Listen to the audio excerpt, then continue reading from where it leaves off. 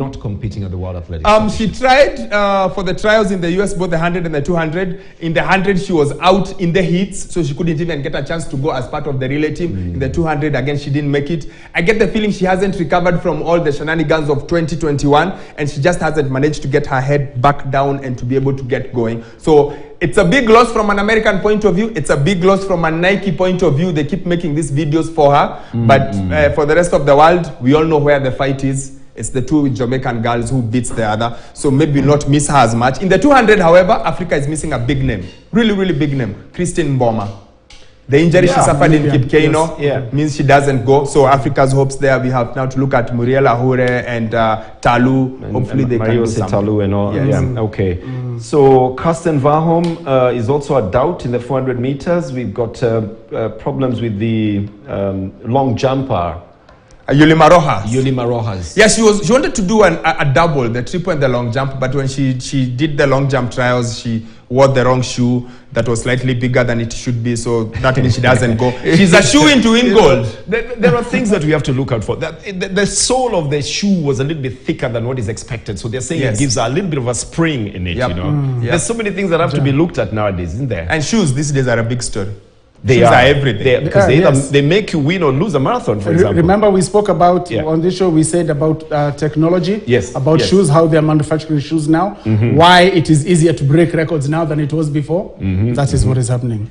Okay. In the 800 meters, I saw there's Adele Tracy for Jamaica, and she's running for the first time for Jamaica. She's changed allegiance from Great Britain. Wow, that's quite an interesting twist. From Great Britain to Jamaica, yes. Not the other way around. No, and she's also running in the 1500 meters. So. She's running in the 800 meters. And the 1500. If she's lucky, she'll get through to the final. And 1500. If she's lucky. What do you mean if she's lucky? The 800 is packed, man. Mora, Adingmo, Kelly Hodgkinson, Aji Wilson.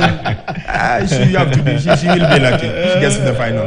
Okay, you are not very nice people. You think she's not going to make it. There was a list that was doing rounds, and I think we've looked at that list as well. We added our own as well of the young guys to watch at the Oregon Championships. The young people to watch. Now, let's start at home first of all. With Emmanuel Wanyonyi. Emmanuel Wanyonyi. The only thing again, inexperience, stage fright. I hope he's able to manage it. At the trials, it almost got him into trouble. I hope he's had a month to talk with Janet Jepkosgei, his coach, just to explain to him this is what you do. But if he gets it right, I think he should at the very least make the final.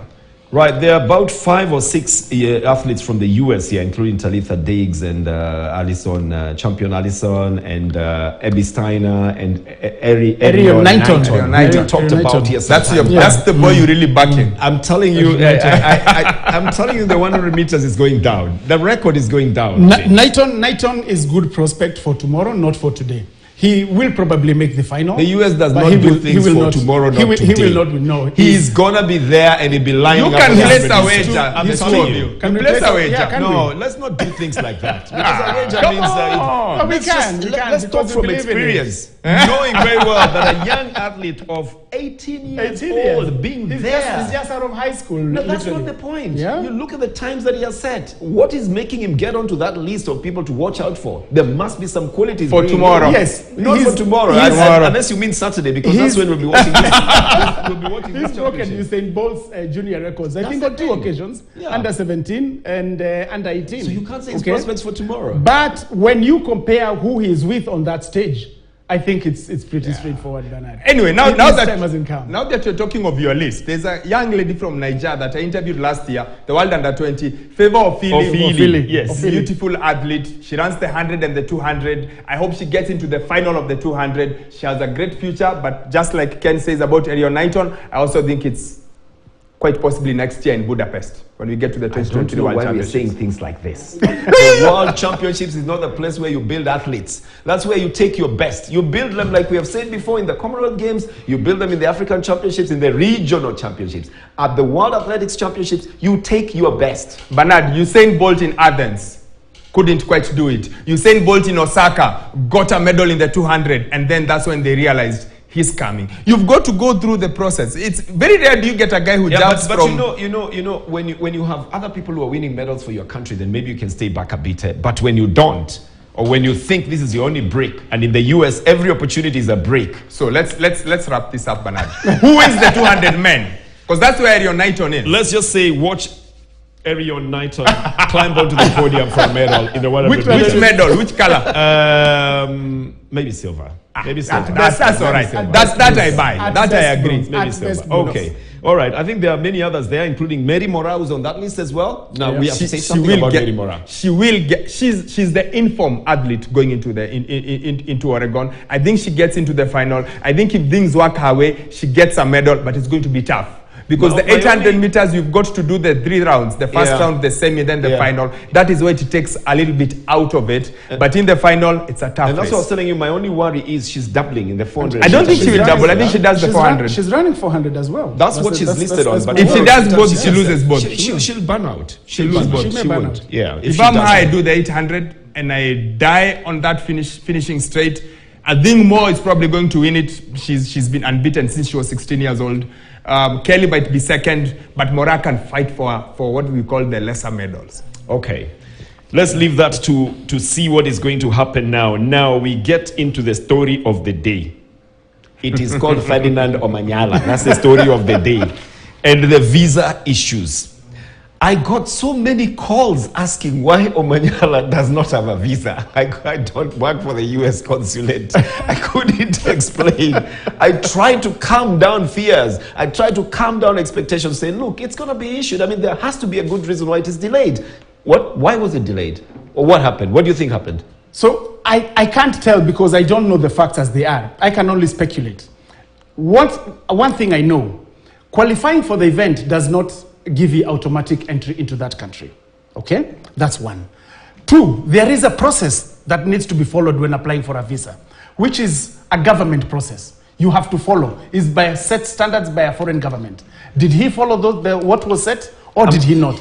We don't know. Well, not Omanyala. Then in retrospect, you're asking whether the Athletics Kenya followed the process. Whether the process, the process was actually followed. Okay? Because looking at this, Omanyala qualified after Mauritius, isn't it? That's when he qualified for this, and that's pretty much because he was the only Kenyan anyway. That's like 4 weeks ago. I don't think there are any facts that are disputed here. The only thing is we probably will never know why it was given late. Ultimately, it has been given, and it has been given. It is said. Yes. It is said that it took none other than intervention of none other than the head of state. It is said by who? It is said. Yeah, I've read it. Ferdinand has said it himself on social media. Actually, Ferdinand himself said, "I want to thank." He thanked God and His Excellency. Wait, gentlemen. Wait. You know, we must remember that when you get this visa, you've got to thank so many other people, even those who are not involved. So, God was involved in one way or the other, but it's not tangible. That I think he was. I don't know if the president talked to anybody else. I am actually more interested in the logistics of traveling because he's not the only one who didn't have his visa. Here's the thing. And the story on social media was totally different about why he didn't have his visa, about how many other people who are not supposed to be on that list who are on that list. I don't know if this is what was being There is so many theories as to why he didn't have the visa. Was it an AK problem? Was it a ministry problem? Was it an Omanyala problem? And like you're saying, we can't quite pin it out because no one was coming out and saying what is going on. Yeah. The only thing is, I feel whatever the problem was, people waited until it was almost too late. I spoke to him on Tuesday, and he didn't have a visa even then. So if only we had raised this on Tuesday, the first guys left on Monday. Yesterday, and he still didn't have the visa. Yes, so the first guys this morning he didn't have the visa. The first batch left on Monday. Yes. Suppose we had done this earlier, could we have done this better? Now, part of this problem, of course, is global. Because like I said, Michael Johnson himself has tweeted and said, this is unbelievable, the fact that athletes from so many countries are struggling to get visas. South Africa has 10 athletes stuck in Italy, trying to find their way because they have no visa. So it really is a global problem. But in between that, there was also a Kenyan problem. Let's look at it more objectively. The men's 100 meters preliminaries will be tomorrow, Friday, from 12:30 p.m. That's in America. Now, that will be 10:30 p.m. Kenyan time. Okay? Semi-finals are due same day, 6:50 p.m. That's about 4:50 a.m. Kenyan time. Now, it takes about 22 hours of traveling to Oregon via Europe. Omanyala is heading to the east, Middle East. First of all to Doha, and then maybe straight in that other direction. Maybe he's got a direct flight from that side. He probably will arrive there just about 3 hours before his race. Is Yes. that good time for him to be able to give a good show? Now, we had this conversation before we started the show with James, and of course, one of the things that came to the fore is accreditation. Where is the accreditation being done? Is he going to get his badge at the airport, or does he have to go to the stadium? For sure, he can't go to any No. hotel, For an athlete, he'll get it. I mean, that wouldn't be a problem. Once he gets there, there'll be a passing through right from the airport. It's just the logistics of, you guys are saying it's 3 hours. Yes. So the logistics of Moving from here, from getting off the plane into immigration, Yes. into accreditation, into your bid, into changing, the call room, into going into to the warming warm-up up. area, and then going to the race itself. And he can't quite warm up like Kip Keino in '68 where he jogged to All the the way. stadium. I think it's a race against time, and it reminds me of a young Kenyan in Rio called Kevin Kanata. Landed 4 hours before the race, just about got into the stadium, ran, and he ran 21:43. And he was dead last of everyone who was in the heats. So this looks the something stories are like many. that. There are some athletes who had to travel all the way to Rwanda on their own, in their own ticket, still went there, got there a few hours to the event, although then they won medals. Okay, that was good spirit for themselves. Okay, they won medals. We are only hoping that in the event that he gets late and they understand, then maybe they'll allow him, like they did to Makwala sometime in 2017, Isaac Makwala, allow him to qualify, because his lane is going to be vacant. His lane is going to be empty. Yeah, but allow him to such get his an qualifying optimist, time. Bernard. Yes, Yeah, because that's not his but fault. Who is he to the organizers? What role do the organizers have played In him not being him there on getting time? his visa late? Did they play a role? Are you not the same They people probably who said, said oh, that the president talked to representational. someone or the Well, other? this You is don't beyond think the they- president. You said the president talked to someone. Again. There's also the president of AK who doesn't have a visa. He doesn't have a visa. How is he? Okay. I think you've just answered your own Yeah, question, you've Bernard. hit the nail on the head. Well, listen, yeah. let's just leave this story as it is. We take a little break. We'll be back to discuss a little more of what's going on in athletics especially. It's going to be heavy on athletics today, although we're going to talk about the Simbas losing and equal pay for equal work by the New Zealand cricket teams and all that. We'll probably get time to talk about it, but let's take a little break at the moment. I want you to get involved as well in what we're doing. So today, just give us a message of goodwill to the Kenyan team at Bernard_sports, at J Wakabi, at Kshege_sports. We'll read some of them at the end of this program.